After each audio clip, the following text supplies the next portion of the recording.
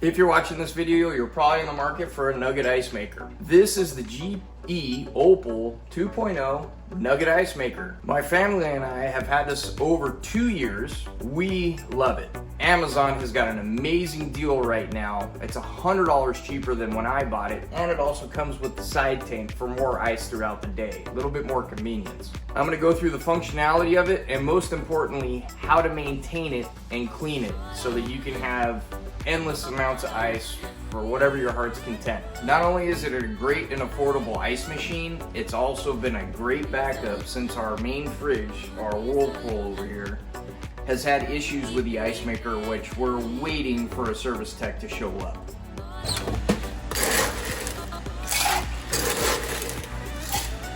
Yeah, that's some Nugget ice right there, and it is nothing like this much money, almost $4,500 for something that produces Nugget ice. This is the GE OPAL 2.0 ice maker.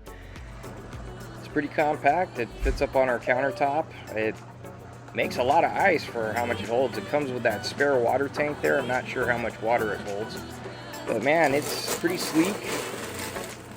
There's a lot of scoops to be had, especially I could fill, I don't know how many Yeti cups with that.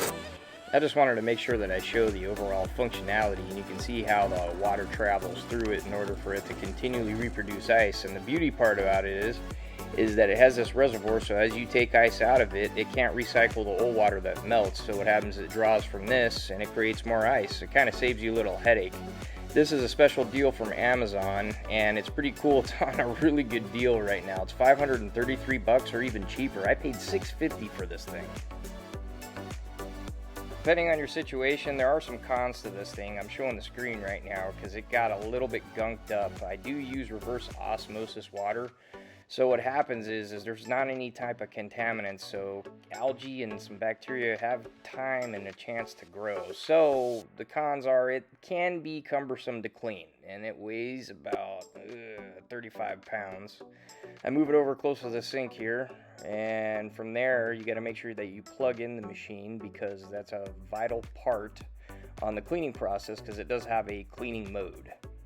All right, we're ready to rock and clean. All right, these tubes are extremely important to make sure you point them at the sink. I made a huge mess the first time I was trying to clean it. My wife had a lot of jokes about it. One line is to the reservoir tank. The other one is just to drain the main tank that you see right here. Check and make sure that you're actually draining.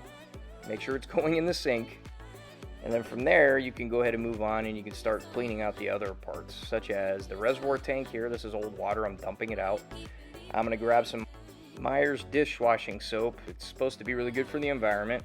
I use that, and make sure you check this, the cap to the reservoir. This thing gets gunked up, especially that little silicone piece right there. So I get in there and I make sure it looks good and clear. Alright, I shake it up pretty good. I want to get a lot of suds in there. I want to make sure I'm killing all the bacteria that could possibly be growing in there.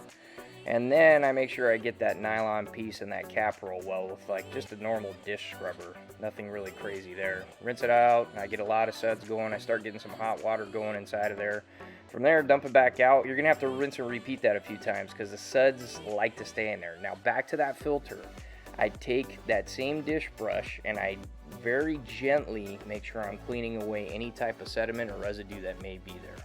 Now when you get to the reservoir holder, you can see down on the bottom there, that's really hard to get to. So I use some more dish soap, and then I grab a nice flexible sponge and I really get in there nice and deep, and what I do is I start scrubbing away, making sure I get everything that I possibly can, because I don't want to be drinking any of that crap, neither does anybody else in my family.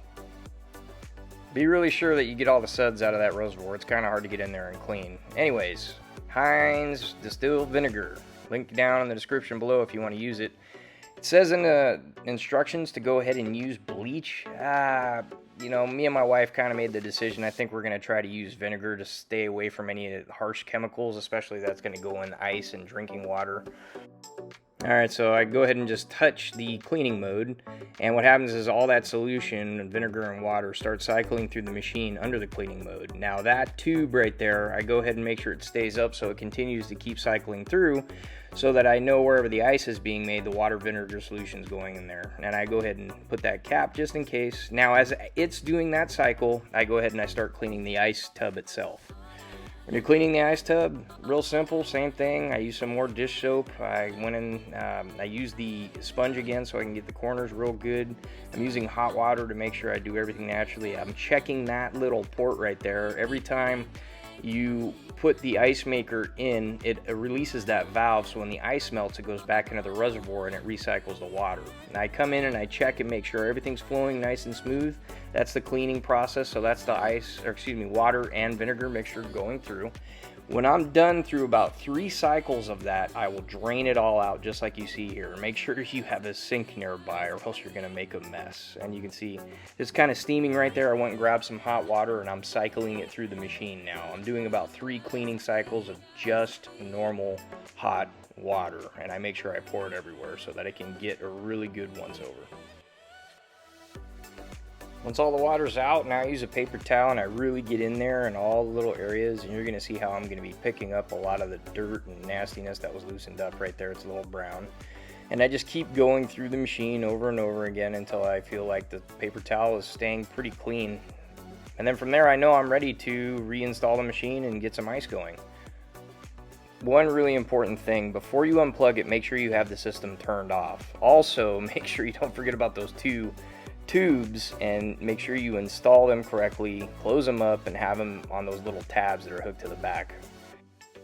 Yeah, if you forget those tabs, you're gonna make a mess over where you are and where you're just gonna have to be cleaning up tons of water when you reinstall it into the machine. Don't ask me how I know. Okay, that plastic tab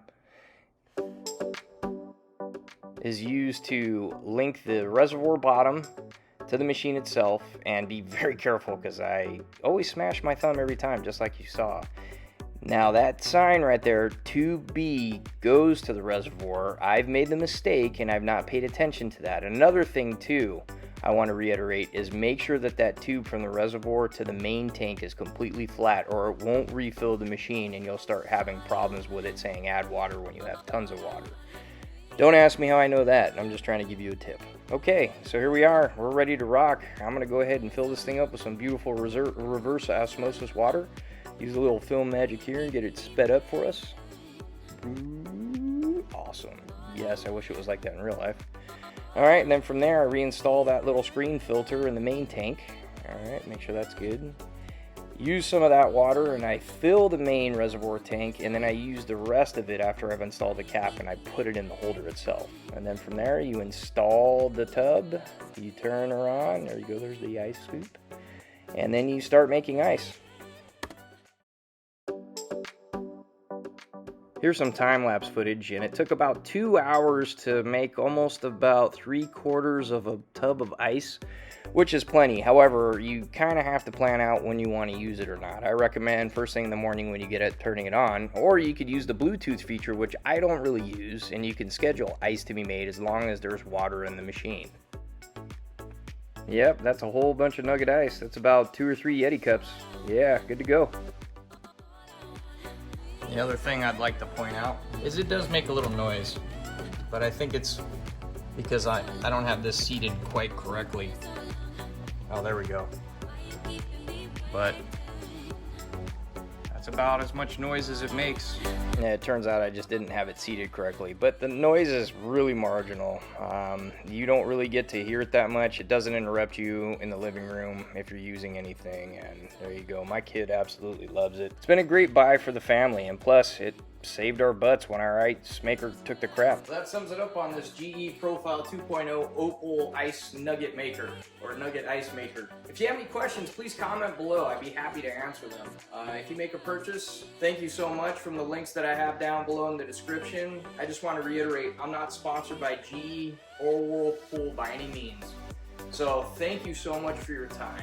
Thank you so much for watching the video. Like, comment, subscribe for more. Thank you. Otherwise, John the Pilot, see ya!